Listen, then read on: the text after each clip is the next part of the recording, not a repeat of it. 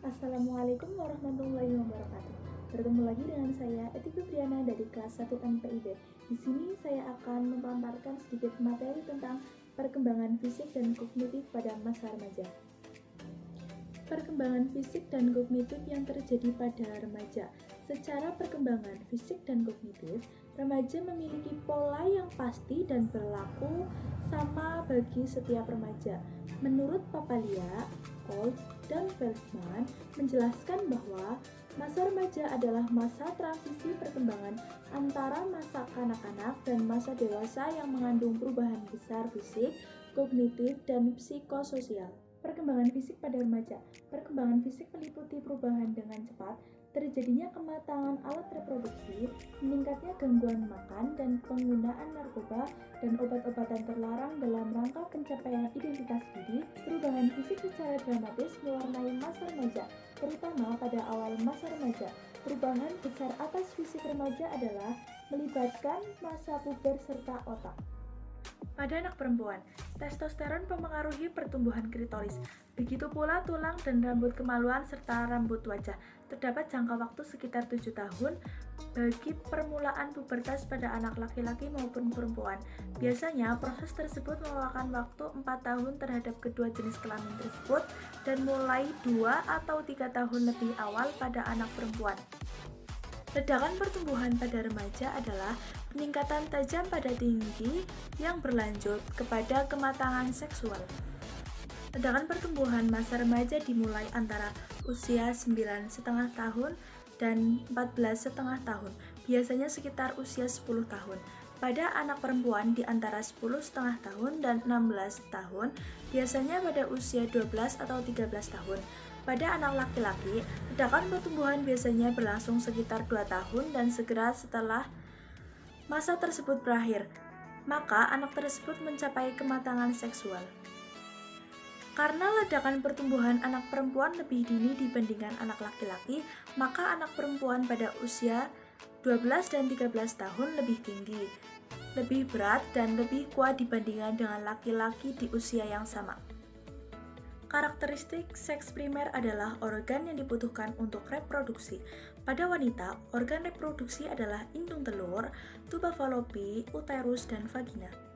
Sedangkan pada pria adalah testis, penis, skotrum, pengembangan sperma, dan kelenjar prostat.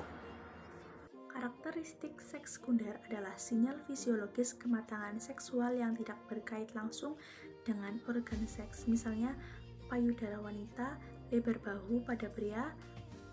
Karakteristik seks sekunder lainnya adalah perempuan suara dengan tekstur kulit, perkembangan muskular, dan pertumbuhan publik, tumbuh rambut, wajah, ketiak, dan tubuh.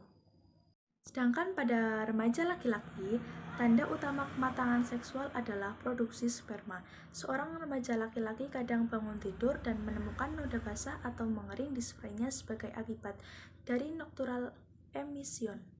Yang selanjutnya ada perkembangan kognitif pada remaja. Perkembangan kognitif meliputi kemampuan berpikir abstrak dan berkembangnya pengulangan alasan yang ilmiah, ketidakdewasaan berpikir dalam beberapa perilaku dan kebiasaan. Pendidikan difokuskan untuk persiapan ke pendidikan yang lebih tinggi dan universitas. Remaja melewati perubahan kognitif yang signifikan. Salah satunya adalah kemajuan tahap Piaget menjadi tahap pemikiran operasional formal. Perubahan lainnya yang terjadi pada masa remaja berhubungan dengan egosentrisme remaja. Merujuk pada Piaget, remaja memasuki level tertinggi perkembangan kognitif, yaitu operasional formal ketika mereka mengembangkan kemampuan berpikir abstrak. Perkembangan ini yang biasanya terjadi pada umur 11 tahun memberikan cara baru yang lebih fleksibel kepada mereka untuk mengolah informasi. Tidak lagi terbatas oleh di sini dan sekarang, mereka sudah dapat memahami waktu historis dan ruang luar angkasa. Mereka dapat menggunakan simbol untuk menyimbolkan, seperti menjadikan huruf X sebagai angka yang tidak diketahui. Mereka dapat menghargai lebih baik metafora dan alegori sehingga bisa menemukan makna yang lebih kaya dalam literatur. Penalaran hipotesis deduktif adalah kemampuan yang dipercaya oleh Piaget menyertai tahap operasional formal untuk mengembangkan, mempertimbangkan, dan menguji hipotesis.